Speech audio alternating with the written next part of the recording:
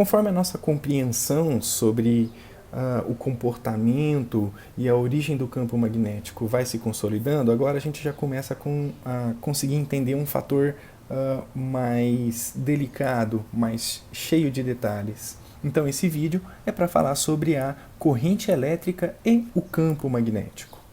Uma corrente elétrica produz um campo magnético. Uma carga em movimento produz um campo magnético, porque lembre-se do nosso comentário sobre corrente elétrica, que ela é constituída por cargas elétricas em movimento, ok?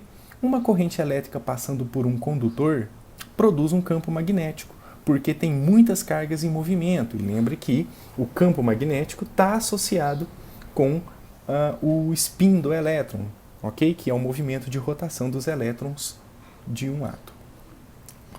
O campo magnético ao redor de um condutor de corrente elétrica pode ser mostrado organizando bússolas magnéticas ao redor de um fio. As bússolas se alinham com o campo magnético produzido pela corrente elétrica em um padrão de círculos concêntricos sobre o fio. Mostro essa imagem desse alinhamento já já. Quando a corrente elétrica inverte a sua direção, as bússolas giram, mostrando que há uma direção de campo magnético também mudando naquela situação. Olha aqui a imagem. Então, letra A, primeira situação. Quando não há corrente elétrica nesse fio, as bússolas se alinham com o campo magnético da Terra, que é o campo externo, ok? Então, essas bússolas aqui nessa folha estão alinhadas com o campo magnético terrestre. Situação B. Quando há uma corrente elétrica nesse fio, as bússolas se alinham com o campo magnético mais forte perto do fio.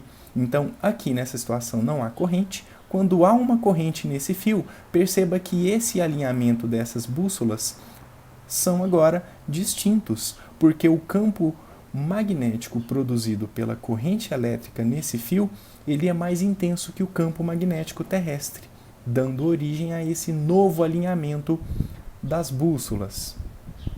E perceba mais, o alinhamento dessas bússolas estão de forma que as agulhas estão rodeando o fio, ok? Exatamente porque o campo magnético nesse fio vão ser linhas concêntricas, ok?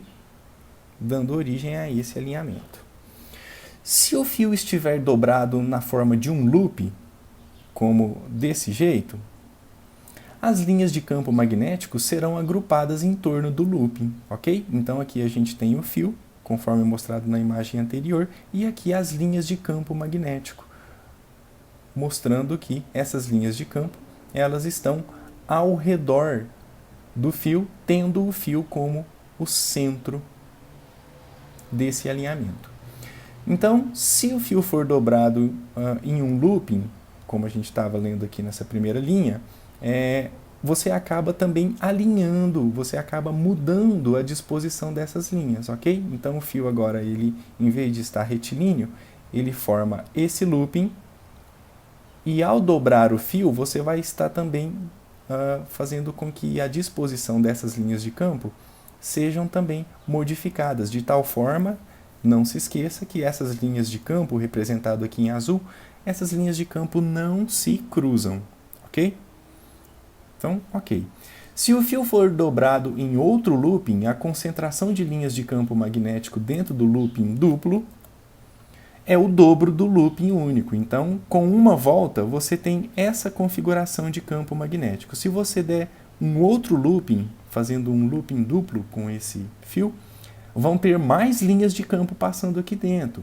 E você lembra, com a nossa discussão de campo magnético, que quanto mais linhas de campo estão concentradas, mais intenso é o campo magnético.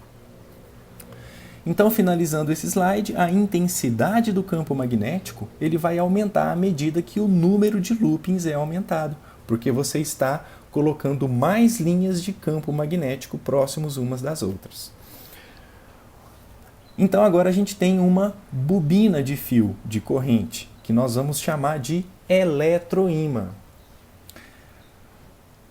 Limalhas de ferro polvilhadas no papel revelam as configurações de um campo magnético. em um fio de transporte de corrente. Então aqui a gente tem um fio e aqui em volta a gente tem limalhas de ferro. Perceba que o alinhamento da limalha de ferro, ela parece ser concêntrica com o fio, exatamente porque as limalhas de ferro se alinham com o campo magnético produzido por esse fio.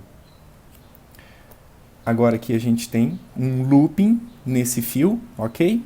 Isso aqui já é uma imagem real, ok? Então perceba agora que as linhas de campo, como elas estão orientadas de forma a ter o fio como centro, você tem uma configuração diferente para esse fio que formou um looping, ok? Perceba como é diferente essa configuração de limalha de ferro e essa configuração. E agora uma terceira representação onde você tem vários loopings com o mesmo fio. Olha como o campo magnético no interior dessa bobina ficou mais intenso, tem mais limalha de ferro presente no interior dessa imagem. Por quê? Porque tem mais linha de campo, tem as linhas de campo dessa parte do fio, as linhas de campo dessa parte, de todas as outras partes, ficando mais intenso. Limalha de ferro aglutina, se adensam no interior dessa configuração de fio, ok? Às vezes um pedaço de ferro é colocado dentro da bobina de um eletroímã. Os domínios magnéticos do ferro são induzidos a fazer esse alinhamento, aumentando a intensidade do campo magnético. Além de um certo limite, o campo magnético do ferro se satura, então o ferro não é mais usado nos núcleos de eletroímãs mais fortes.